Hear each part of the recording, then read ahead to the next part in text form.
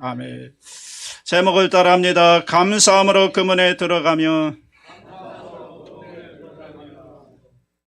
오늘은 추수감사 주일입니다. 한 해 동안 베풀어 주신 하나님의 은혜, 하나님의 사랑을 생각할 때 너무나 감사하는 날입니다. 여러분은 받은 복을 한번 세어보십시오. 얼마나 많은 복을 받았습니까?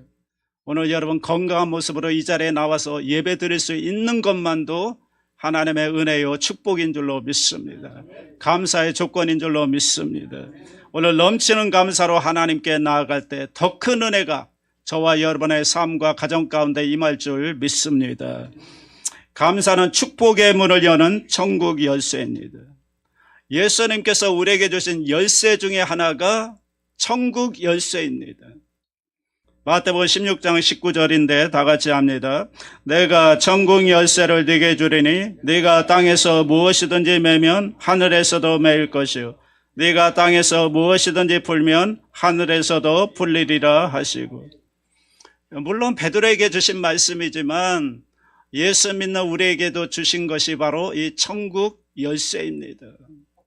저는 이 천국 열쇠가 뭘까 묵상하는 가운데 성경에 나오는 이 천국의 문을 열 수 있는 열쇠는 두 가지가 있더라고요. 첫째는 기도입니다. 기도하면 천국의 문이 열립니다. 두 번째는 영혼 구원입니다. 우리가 영혼을 구원하게 되면 하늘이 열리면서 하늘에서 잔치가 벌어지고 그 영혼이 하나님 나라의 생명책에 기록이 되는 것입니다. 그래서 기도와 전도 사역은 굉장히 중요한 것입니다. 왜냐하면 우리가 기도할 때 천국 문이 열리고요, 영혼을 구원할 때 천국의 문이 열리기 때문입니다.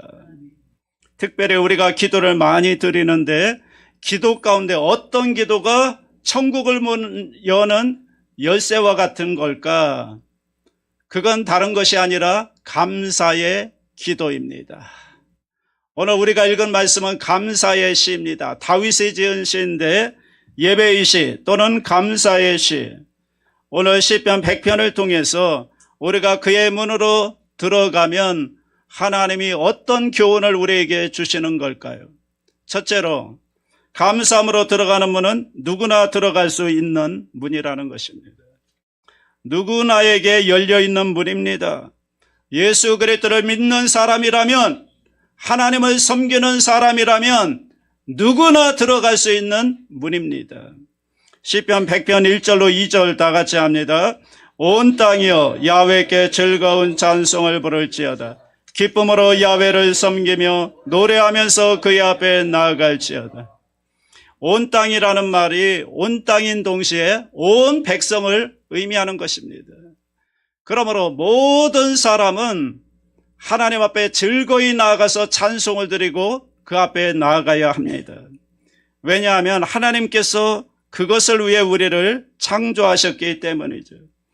예수님의 초청을 보면요, 예수님은 그 문으로 우리 모두를 들어오기를 초대하고 계십니다. 요한복음 7장 37절 다 같이 합니다. 명절 끝날 곧 큰 날에 예수께서 서서 외쳐 이르시되 누구든지 목마르거든 내게로 와서 마시라. 예수님이 오시면서 문이 활짝 열린 겁니다. 그러므로 누구든지 예수 그리스도를 믿으면 멸망하지 않고 영생을 얻게 되는 것입니다. 영생의 문, 천국의 문, 구원의 문이 예수님의 오심으로 활짝 열린 것입니다. 누구든지 예수님을 통해서 들어갈 수가 있습니다.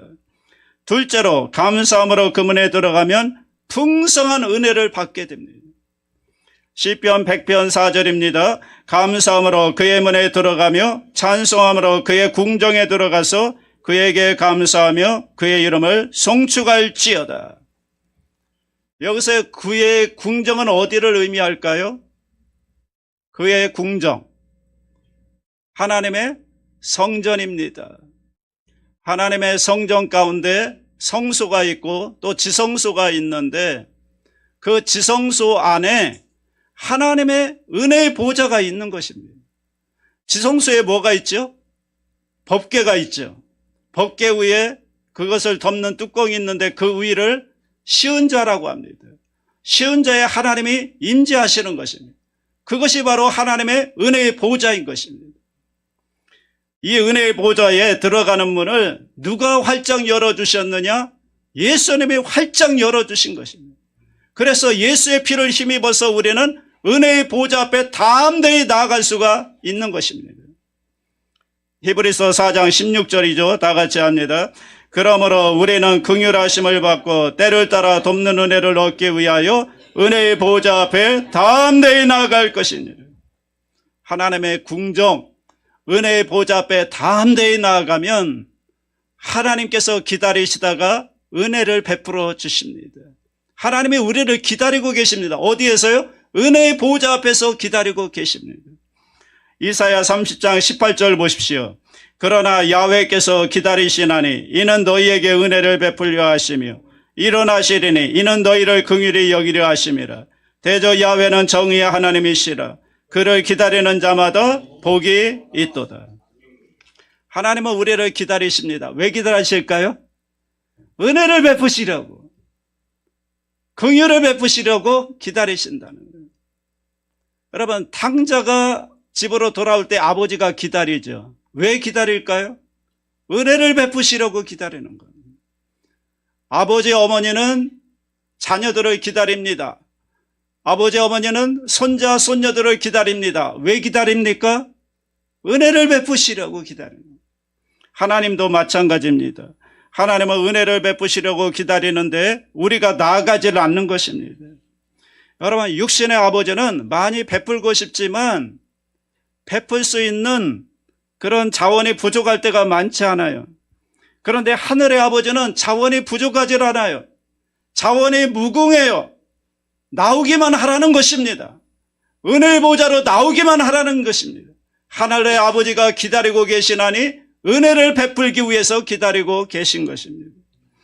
왜 사람들은 하나님 아버지께 나아가지 않는 걸까요? 왜 기도하지 않는 걸까요? 여러분, 우리 너무나 기도하지 않는 거 아닙니까? 우리 너무나 하나님께 나아가지 않는 거 아닙니까? 나아가기만 하면 하나님은 은혜 베풀기를 기다리고 계시는데 우리가 나아가지 않는 것입니다. 여러분, 나아가시기 바랍니다. 그러면 하나님은 은혜를 베풀어 주신다는 거예요. 부모는 무언가 요구하지 않습니다. 무언가 요구하면서 주는 부모는 없죠. 주지만 더 주고 싶어하는 게 부모의 마음 아닙니까? 하나님 아버지도 똑같다는 거예요. 우리에게 은혜를 베푸시는데 나올 때마다 은혜를 더 주기를 원한다는 거예요. 긍휼을 베풀길 원한다는 거예요. 여러분, 나아가시기 바랍니다. 셋째로, 감사의 문으로 들어가는 사람은 하나님을 아는 사람입니다. 4절에 그에게 감사하며 그의 이름을 송축할지어다. 여기 그에게 감사하며 라고 말씀하고 있잖아요. 여러분, 하나님을 알지 못하면 감사할 수가 없죠. 하나님을 알수록, 하나님을 경험할수록 더 많이 감사하는 것 같습니다. 오늘 시편 100편에 나와 있는 감사의 시는 하나님이 누구신가를 우리에게 말씀해 주시면서 하나님께 나오며 감사로 우리를 초청하고 있는 시이죠. 하나님은 어떤 분일까요? 첫째로 오늘 시편 100편을 통해서 하나님을 알 수가 있는데, 첫째, 하나님은 우리를 지으신 분이라는 거예요. 3절 다 같이 합니다. 야훼가 우리 하나님이신 줄 너희는 알지어다. 그는 우리를 지으신 이요 우리는 그의 것이니 그의 백성이요 그의 기르시는 양이로다. 하나님이 우리를 만드셨다. 그래서 우리는 하나님의 소유가 된 것입니다. 여러분, 하나님의 소유가 된다는 건 굉장한 축복인 것입니다. 왜냐하면 하나님은 소유에 관심이 많으시고요, 그 소유를 끝까지 하나님이 책임지시는 거예요. 끝까지 하나님의 백성된 우리를 사랑하시고 우리를 돌보시고 우리를 키워주시는 것입니다. 둘째로, 하나님은 우리의 목자이십니다. 어떻게 알 수가 있죠? 3절 하반절에 그의 기르시는 양이로다 그랬습니다. 우리가 양이라는 사실은 하나님이 목자라는 사실을 말해주고 있죠. 다윗은 하나님이 목자가 되신다고 고백하고 있습니다. 시편 23편 1절로 3절 다 같이 합니다. 야훼는 나의 목자시니 내게 부족함이 없으리로다. 그가 나를 푸른 풀밭에 누이시며 쉴 만한 물가로 인도하시는도다. 내 영혼을 소생시키시고 자기 이름을 위하여 의의 길로 인도하시는도다. 하나님의 목자가 되어주셔서 우리를 푸른 풀밭 쉴 만한 물가 의의 길로 인도하신다. 또 때로는 우리가 사망의 음침한 골짜기로 지날 때가 있잖아요. 고난의 골짜기로 지날 때가 있는데 그때마다 하나님이 우리와 동행하십니다. 그리고 우리를 위로해 주십니다. 여기 보면 우리 주의 지팡이와 막대기가 우리를 안위하시나이다 라고 했는데 안위하다는 말이 위로하다는 말입니다. 또 우리를 승리케 하도록 인도하시는 목자가 하나님이시라는 것입니다. 셋째로 하나님은 그분의 이름 속에 놀라운 축복을 담아주셨습니다. 4절 하반절에 그에게 감사하며 그의 이름을 송축할지어다. 그의 이름을 송축하라. 하나님을 사랑하는 사람들의 특징이 뭔지 아십니까?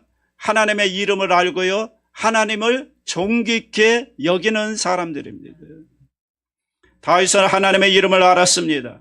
하나님의 이름을 존귀케 여겼습니다. 그리고 하나님의 이름을 늘 찬송을 드렸습니다. 다윗은 하나님의 이름을 귀히 여겼던 거예요. 하나님의 이름은 곧 하나님을 의미합니다. 시편 69편 30절 보십시오. 내가 노래로 하나님의 이름을 찬송하며 감사함으로 하나님을 위대하시다 하리니. 다윗의 시편인데요, 하나님의 이름을 늘 찬송해. 그리고 하나님의 이름이 온 땅에 널리 울려 퍼지기를 노래하고 있습니다. 성경에 보면 하나님의 이름 속에 모든 걸 담아 놓으셨어요. 로마서 10장 13절 다 같이 합니다.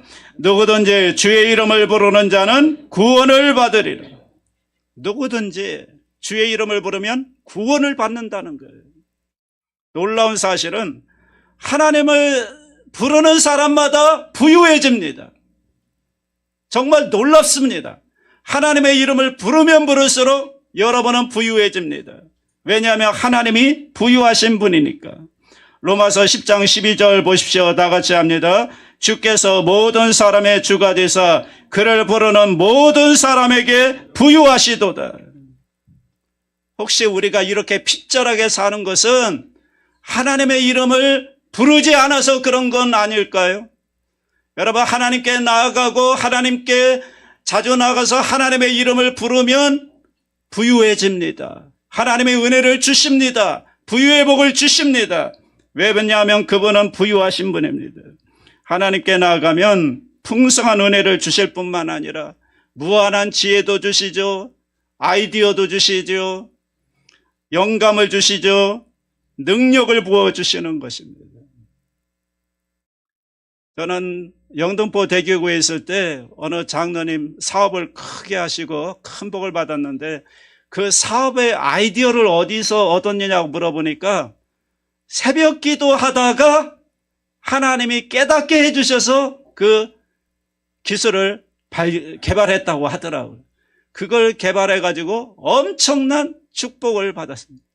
여러분, 사업하시는 분들 잘 들으시기 바랍니다. 하나님 앞에 자주 나아가서 하나님 앞에 엎드려 기도하면 하나님이 지혜를 주신다는 거예요. 아이디어를 주신다는 거예요. 깨달음을 주신다는 거예요. 그걸 통해서 부유해질 수가 있는 것입니다. 여러분, 마치 태양이 멀어질수록 추워지는 것처럼 우리가 하나님을 가까이 하지 않고 멀리하기 때문에 인생이 황폐해지는 것입니다. 그런데 하나님을 가까이 하면 가까이 할수록 저와 여러분은 부유해지게 되는 것입니다.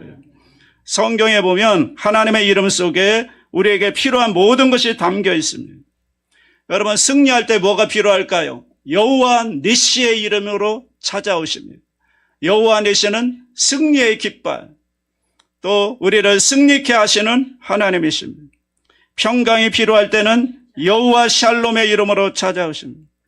풍성한 도움이 필요할 때는 엘샤다이, 전능하신 하나님의 이름으로 찾아오십니다. 이 엘샤다이 이름이 너무 좋은 이름입니다. 이것은 전능하실 뿐만 아니라 풍성하신 하나님, 부유하신 하나님의 이름을 담고 있습니다.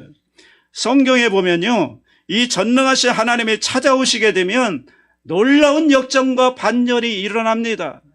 이 전능하신 하나님이 찾아오시기만 하면 불가능이 가능하게 되는 역사가 일어나는 것입니다. 여러분, 아브라함이 99세 때, 사라가 90세 때 경수가 끊어지고 아이를 낳을 수 없는 상태에 이르렀을 때 엘샤다이, 전능하신 하나님이 찾아오셔서 나는 전능한 하나님이다 라고 말씀하시고 그 사라에게 이삭이라는 아이를 잉태한 것을 알게 됩니다. 이삭의 이름의 뜻이 뭐죠? 웃음이라는 뜻이죠. 절망과 무력감으로 있을 때 이 사라에게 전능하신 하나님으로 찾아오셔서 이삭을 주심으로 웃게 만들어 주셨습니다. 이 사라는 웃음이 없었어요. 왜냐하면 이 하갈과 이스마엘 때문에 너무나 고통을 당했기 때문에 얼굴에 웃음이 하나도 없었는데 전능하신 하나님이 찾아오심으로 이삭을 선물로 주심으로 여러분 웃음을 뒤찾게 해주신 것이에요. 그의 인생의 역전과 반전의 역사를 만들어 준 것입니다. 전능하신 하나님의 이름을 자주 부르시기 바랍니다.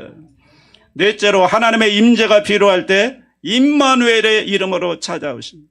임마누엘의 무슨 뜻이죠? 하나님이 우리와 함께 하신다. 하나님이 함께 하시면 능치 못할 일이 일어납니다. 여러분, 하나님의 이름을 자꾸 부르시기 바랍니다. 하나님의 좋은 이름이 얼마나 많습니까? 여호와 이레, 야훼 이레, 뭐죠? 준비하신 하나님. 저와 여러분의 앞길을 준비하시는 야훼 이레 하나님의 이름을 부르고, 야훼 로이, 뭐죠?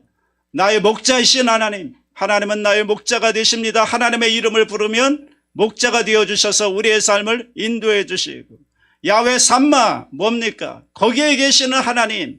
하나님의 이름을 자꾸 부르세요. 좋은 이름이 얼마나 많습니까? 하나님의 이름을 부를 때 풍성한 은혜가 임하게 되는 것입니다. 넷째로 감사하는 사람은 풍성한 복을 누리게 됩니다. 감사의 열쇠를 가지고 하나님의 궁정에 들어가면 하나님이 복을 주시는 분입니다. 그것도요, 풍성한 복을 주시는 분이 우리 하나님이십니다. 이 하나님의 복이 임하게 되면 놀라운 번영이 생기고요, 그리고 차고 넘치는 놀라운 역사가 임하는 것입니다. 하나님의 복, 여러분 감사 속에는 놀라운 축복의 비밀이 있습니다. 놀라운 행복의 비밀이 있습니다. 여러분의 가정이 행복하려면요, 감사해야 돼요. 가정이 감사가 넘쳐보세요. 얼마나 행복해요. 감사하게 되면 불행해지기가 어려워요. 여러분 가정에서 감사가 넘쳐보세요. 절대로 불행해질 수가 없어요. 행복해져요. 기쁨이 찾아와요. 여러분 감사하는 가정을, 감사를 잘하게 되면 관계도 잘 맺을 수가 있습니다. 자, 감사하려면 특별히 두 가지가 필요한데요. 하나는 감사하는 마음이 필요하겠죠. 두 번째는 감사를 표현하는 지혜가 필요한 겁니다. 첫째, 감사하는 마음은 복된 마음입니다. 아무리 봐도 이 원망과 섭섭함과 불평하는 마음이 아닌 이 감사하는 마음은 하나님의 은혜라고 생각이 돼요. 여러분, 하나님의 은혜가 없으면 감사도 할 수가 없어요. 사실은 하나님의 은혜가 임할 때 감사를 할 수가 있죠. 그러면 감사하는 마음은 어디서 오는 걸까요? 첫째, 감사하는 마음은 겸손한 마음에서 옵니다. 교만한 사람들은 감사하지 않습니다. 겸손한 사람들은 자기의 부족함을 알기 때문에 늘 감사합니다. 과분하다고 생각하는 거예요. 저도 과분하다고 생각하고 있어요. 그래서 감사할 수밖에 없는 거예요. 모든 게 하나님의 은혜예요. 두 번째, 감사하는 마음은 따뜻한 마음에서 오는 거예요. 따뜻한 마음은 감사하는 마음이에요. 여러분, 차가운 건 좋은 게 아닙니다. 차가우면 딱딱해지고 딱딱해지면 부러집니다. 부드러운 마음이 좋은 겁니다. 세 번째, 감사하는 마음은 존중하는 마음에서 오죠. 여러분, 우리가 감사하는 대상에 대해서 경멸하거나 멸시하면 감사할 수가 없잖아요. 대상에 대해서 존중하는 마음이 들 때 감사할 수가 있는 거죠. 엘리 제사장에게 하나님께서 말씀하셨습니다. 사무엘상 2장 30절 보십시오. 나를 존중히 여기는 자를 내가 존중히 여기고 나를 멸시하는 자를 내가 경멸하리라. 존중한다는 것은 여러분 존귀 여기는 것이고, 또 존중한다는 것은 주신 분의 선물을 귀하게 생각하는 거예요. 그래야 감사가 나오지 않겠어요. 여러분, 하나님이 주신 은혜, 하나님이 주신 구원, 이게 얼마나 귀한 겁니까? 하나님께서 예수의 피로 우리의 죄를 용서하신 그 용서, 이게 얼마나 귀한 것입니까? 이걸 귀하게 여길 때 감사가 나오는 거죠. 둘째로, 감사를 표현하는 마음은 지혜로운 마음이라는 거예요. 아무리 봐도 감사하는 마음은 좋은 마음이에요. 그런데 감사를 표현하는 사람은 정말 지혜로운 사람이라는 것이죠. 그러나 생각보다 감사하는 마음을 가진 사람도 적거니와, 또 감사를 실제로 표현하는 사람은 정말 적어요. 여러분, 예수님께서 10명의 나병 환자를 고쳐주셨습니다. 저는 10명의 나병 환자가 모두 다 감사하는 마음은 가졌으리라고 생각을 합니다. 그런데 실제로 예수님께 돌아와서 감사를 표현한 사람은 사마리아 사람 한 사람밖에 없는 거예요. 예수님이 묻잖아요. 나머지 9명은 어디 갔느냐고. 이게 바로 예수님의 마음이죠. 예수님의 생각. 생각보다 감사하는 사람이 많지 않다니까요. 왜 제가 이렇게 감사를 강조하냐면, 감사하면 돋보이잖아요. 이 10명의 나병 환자 가운데 한 사람, 이 사람이 돋보이잖아요. 그리고 감사하면 어떤 일이 일어나는가 하면 더 놀라운 은혜가 주어지게 되는 것이죠.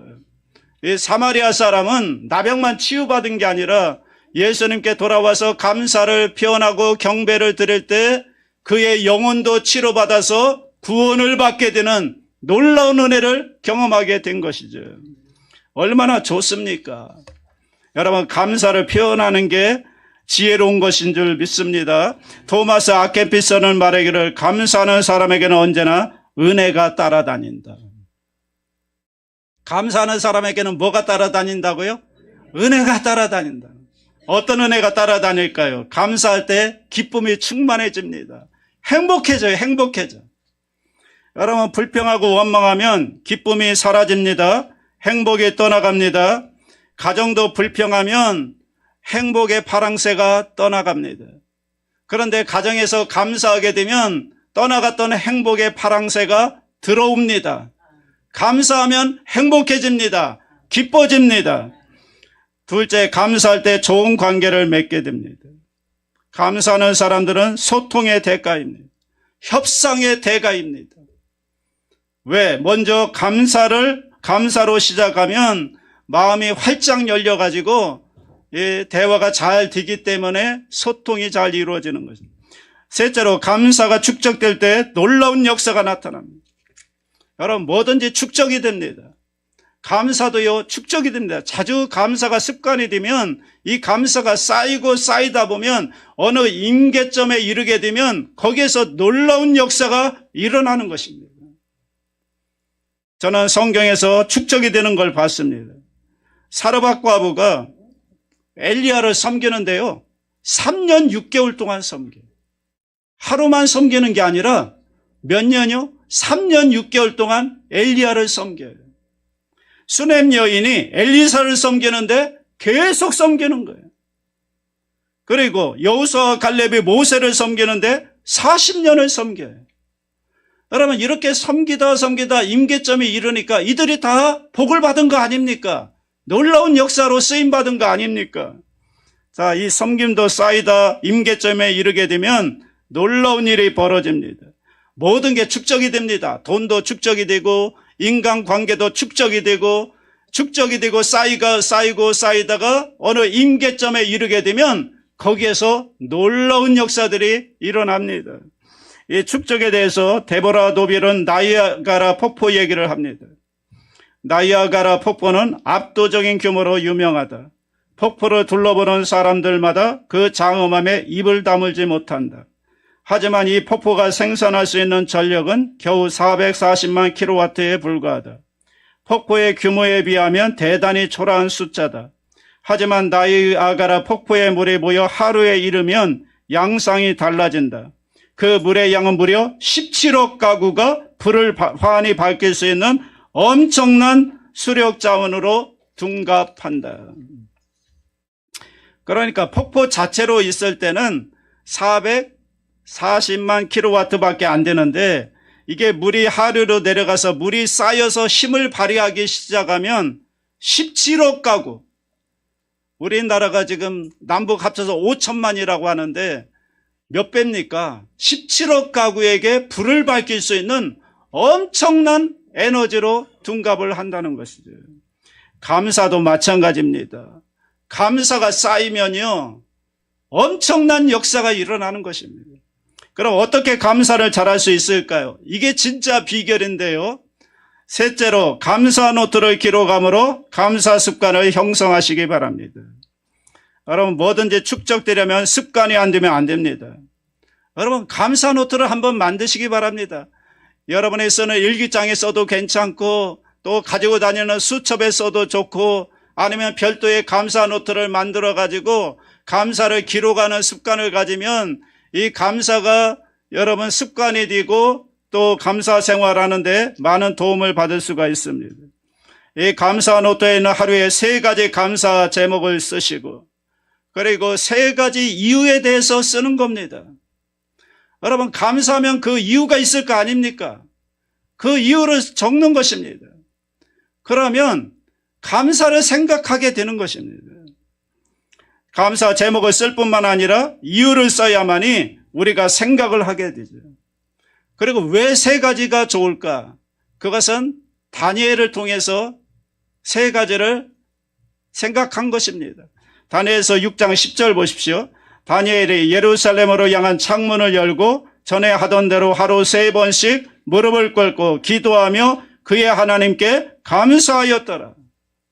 다니엘은 하루에 3번 기도하고 3번 감사 기도를 드렸다는 거죠. 여러분, 다니엘이 3번씩 감사 기도를 드린 이후에 어떤 일이 벌어졌는지 아시잖아요. 다니엘이 사자굴에서 구원받는 축복을 누렸고요.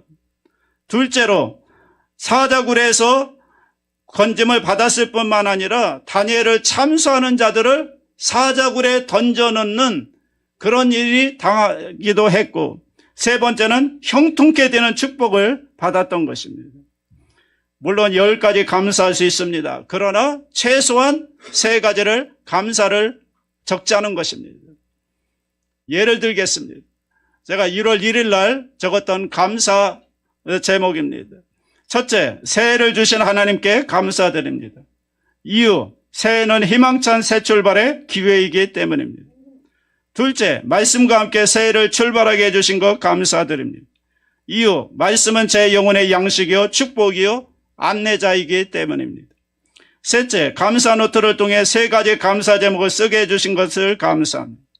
이유, 감사를 생각함으로 감사하는 마음, 감사하는 습관을 형성할 수 있기 때문입니다. 여러분들이 이렇게 구체적으로 감사 제목을 쓰고 거기에 이유를 간단하게 적는 것입니다. 이것이 습관이 되면 여러분 감사 생활을 할 수가 있고, 이 감사가 축적이 되다 보면 놀라운 은혜가 임하게 되는 것입니다. 예수님은 감사를 통해 은혜의 보좌로 나아가는 문을 활짝 열어주셨습니다. 은혜의 보좌는 지성소에 있습니다. 여러분, 지성소는 옛날에 대제사장만 1년에 피를 가지고 한 번씩밖에 못 들어갔습니다. 그런데 예수님이 십자가에 죽으심으로 휘장이 열렸습니다. 그래서 예수님을 믿는 사람은 누구나 언제든지 은혜의 보좌 앞에 담대히 들어갈 수가 있게 되었습니다. 그런데 그 출발이 뭔지 아십니까? 감사 기도로부터 출발하는 것입니다. 예수님의 십자가에 죽으시고 부활하심으로 우리가 은혜의 보좌에 들어가게 됐는데요. 그 십자가를 지러 가는 첫 번째 단계가 감사였더라고요. 감사 기도였어요. 누가복음 22장 17절 보십시오. 다 같이 합니다. 이에 잔을 받으사 감사 기도하시고 이르시되 이것을 갖다가 너희끼리 나누라. 19절도 보세요. 또 떡을 가져 감사 기도하시고 떼어 그들에게 주시며 이르시되 이것은 너희를 위하여 주는 내 몸이라. 네, 잘 보세요. 십자가를 지시기 전에 먼저 감사 기도를 드리시고 피와 살을 주셨습니다. 그리고 겟세마네 동산에 기도하러 가시는데 여러분 그 기도 다음에 십자가에 매달려 죽거든요. 그런데 겟세마네 동산에 기도하러 가시는데 찬미하고 가셔요. 놀랍습니다. 그러니까 예수님의 고난을 이기는 능력이 감사 기도에 있었던 것입니다. 마가복음 14장 26절 보십시오. 이에 그들이 찬미하고 감난산으로 가니라. 여러분 이 찬양의 능력, 이 찬송의 능력, 이 음악의 능력을 아십니까? 여러분 찬송의 능력이 고난을 이겨버리게 만드는 것입니다. 이 찬송의 능력이, 감사의 능력이 고난을 정복해버리는 것입니다. 그리고 예수님은 십자가와 부활로 나아간 것입니다. 여러분 감사 찬양은 정말로 놀라운 것입니다. 그래서 하나님이 가장 기뻐하시는 게 뭐냐면 감사로 제사를 드리는 것입니다. 감사로 예배를 드리는 것입니다. 감사로 찬양을 드리는 것입니다. 여기에 하나님의 놀라운 구원의 은혜를 베푸십니다. 시편 50편 23절 다 같이 합니다. 감사로 제사를 드리는 자가 나를 영화롭게 하나니 그의 행위를 옳게 하는 자에게 내가 하나님의 구원을 보이리라. 뭐 우리가 대단한 업적을 남겨서 하나님을 기쁘시는 게 아니라는 거예요. 뭡니까? 우리가 감사할 때, 그것도 감사할 수 없는 조건 가운데 감사할 때 하나님의 가장 큰 영광을 받으신다는 거예요. 여러분 감사할 수 없는 조건에서 감사할 때 하나님의 영광을 받으실 뿐만 아니라 하나님이 그 감사할 수 없는 조건을 하나님이 바꾸어 놓으신다는 거예요. 축복으로 바꾸어 놓으신다는 거예요. 고난을 축복으로 바꾸어 놓습니다. 역전시켜 주시는 은혜가 있는 것입니다. 감사할 수 없는 조건이지만 한번 감사함으로 하나님께 제사를 드리시고 감사함으로 나아가 보십시오. 하나님이 그 상황을 반드시 역전시켜서 고난을 축복으로 바꾸어 주실 줄 믿습니다. 성도 여러분, 감사는 가정을 세우는 비밀입니다. 그리고 관계를 돈독하게 하는 비밀입니다. 뿐만 아니라 구역 소그룹 모임과 교회 공동체, 우리 대한민국 공동체를 세우는데 가장 좋은 것이 바로 감사인 것입니다. 여러분 감사가 넘쳐나면 그 공동체는 정말 행복해지고 하나님의 부유가 임하게 되고 하나님의 영광을 받으시고 고난을 축복으로 바꿔주시는 역전의 은혜가 임하게 될 줄로 믿습니다. 감사를 통해서 축복의 문으로 들어가는 저와 여러분 모두가 되시기를 주님의 이름으로 축원합니다.